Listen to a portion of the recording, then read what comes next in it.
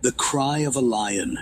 Besides being bear country, Huntington Lake also has its share of mountain lions. They roam through these mountains, but they tend to avoid humanity and the pockets of civilization that are scattered throughout the area. They try and leave us alone whenever possible, but they won't hesitate to feed upon the occasional head of cattle if the opportunity presents itself. What allows this to occur is the fact that cattle are allowed to feed in the area when they are given the opportunity. The reason why they aren't seen as often as bears are, either through direct or indirect evidence, is because they are solitary animals by nature and are strictly carnivores, so they won't feed off of the garbage bins found throughout the area like the occasional bear would do. But there is the slim chance, however, that someone would come across a mountain lion while they stayed up at the lake. One such encounter occurred one morning as a woman came out of her cabin to get something from her car. When the woman spots the mountain lion, it's resting comfortably upon the hood of her car.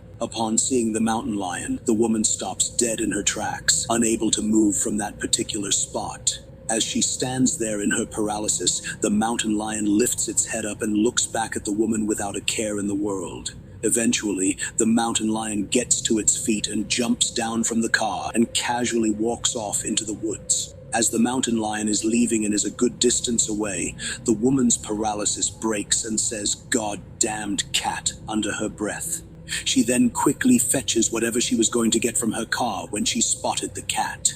After uttering the curse, however, the woman thinks that she hears the mountain lion call out, almost as if in victory, but she can't be completely sure about that fact. Once going back inside, she tells the others of what she saw. If only the situation ended right there for the woman, that she had a close encounter with a mountain lion, it would have been a great story to tell others. But as it turns out, her story doesn't end there.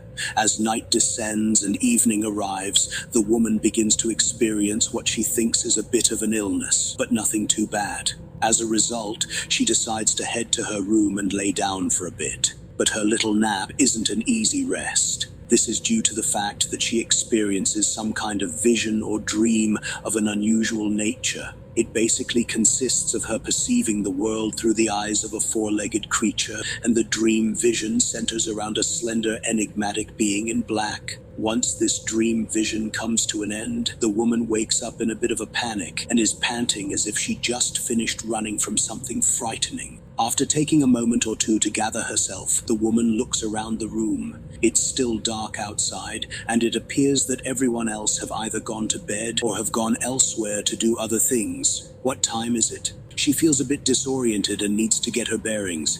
Being able to figure out what time it is might allow her to regain it. Not being able to determine what time it is, and being a little thirsty, the woman decides to get up and head to the kitchen to get a glass of water. Hearing the woman stir and head to the kitchen, one of the other people staying at the cabin decides to check in on her. But before this person can reach her, the woman screams in surprised terror, followed by the crash of the glass hitting the kitchen floor. Hearing the scream, the other people at the cabin make their way to the kitchen in a hurry to see what's wrong. What they see upon arriving at the kitchen is that the woman is beginning to transform from human into something feline in nature. From what they can tell, these characteristics appear to be that of a mountain lion. Turning away from the kitchen mirror to face the gathered mass of people, the crowd is able to directly witness the woman's transformation as it occurs. Seeing them, the woman then turns away from them and springs to the window where she jumps out of it. From there, she starts running into the woods. As she heads deeper and deeper into the forest, the more and more she acquires traits and characteristics of the mountain lion. Eventually, she reaches the point where she completely turns into a mountain lion. During this entire process, she is constantly giving a deep-seated growl and roar. Once the woman finally disappears from the lights of the cabins, no one knows what happened to her after her transformation is complete.